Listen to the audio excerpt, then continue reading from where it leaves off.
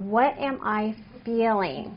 So if your emotional life isn't good, I promise you the rest of your life is probably not good as well. Most of us do not want to feel our feelings, right? We think, ooh, just like me, emotionally shut down, I don't want to feel my feelings. So what we do to not feel our feelings is we distract ourselves. So we either react. So if you're angry, it feels better to just yell and scream, right? I don't want to feel angry, so I'm just going to get it out. I'm going to yell and scream. Or I'm going to resist it. This is the people that work a lot, work hard, or they go shopping, right? Do something to distract themselves. And most of us all do something to avoid it. So you're drinking, you're eating, you're smoking, all those things that somehow help you avoid feeling those feelings. So what do you believe would, without a shadow of a doubt, make you happy? What if someone told you that you're just perfect the way you are? So that thought is something that you could actually have and choose to have right now. You don't have to wait for someone to tell you that you're perfect the way you are. So I'm going to give you a kind of a fun example of that. Fun.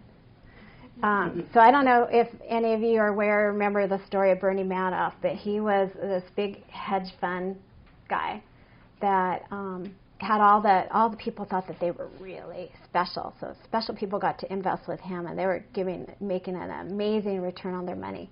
And they all thought that they were multimillionaires. And they walked around acting like they were multimillionaires, right? And there was one woman, I don't know if any of you have read her books, her name's Janine Roth, and she wrote several bestsellers, and she was a multimillionaire, and she thought, oh, I get to invest with Bernie.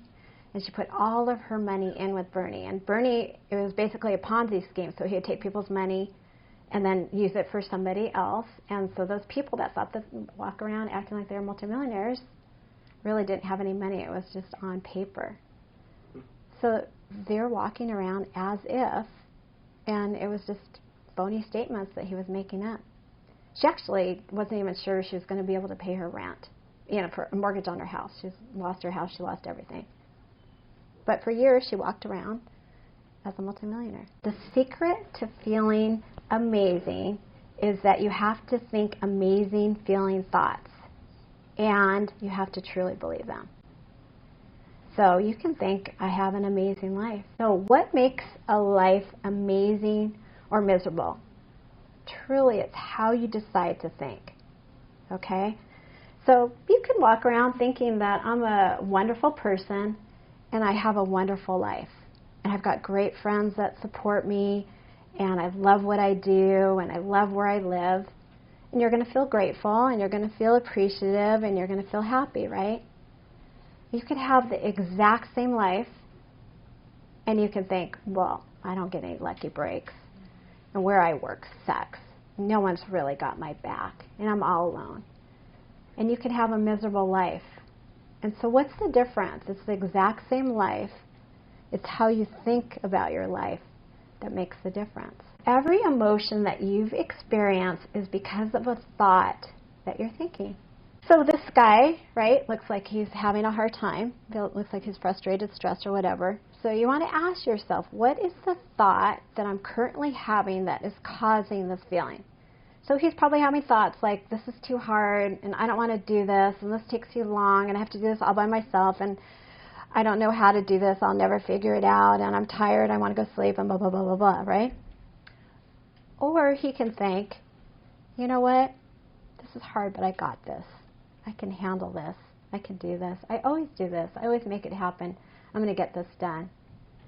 And then what would you feel? You'd feel motivated, right? You'd feel determined. So the good news is that you can create any feeling you're having. And the great news is that you're the one that's creating it. Everything that you feel is a choice. This is what I want you to really understand, that your feelings are not created by some external circumstance. It's not whether you own something, it's not what you do, it's not who you're with. This is really important. I want you to remind yourself that your feelings are not created by what's happening on the outside of your life. And when I realized that, that just blew my mind. It really did. Someone else here said that she got a fortune cookie, and she said the message was, happiness is a choice, and it blew her mind too. So if you can take that in, that could change your life forever. Happiness is a choice. Everything that you feel is a choice. I got a challenge, and it's true, that it's not possible to feel happy all the time. And I want you to understand, you don't want to feel happy all the time. You know, someone gives you bad news, you don't want to, your best friend is in pain, you don't want to feel happy, right? You know, you hear she's got cancer or someone dies, you don't want to feel happy. So the expectation is not to feel happy all the time. I also don't want you to assume that you know how someone else should feel. So for instance, you know, I'm talking to you here, I'm feeling neutral, feeling happy, feeling good, and I'm here and my boyfriend dies. So I'm not really feeling anything, I'm here. It's not till I get home and hear that my boyfriend has died that I might feel devastated because I love him very much. Or I might actually feel relieved, right? He's terminal cancer and, you know, he's no longer suffering, or he's just a jerk. I'm happy he's out of my life. So it's still our thought about it, even someone dying, that creates our emotion.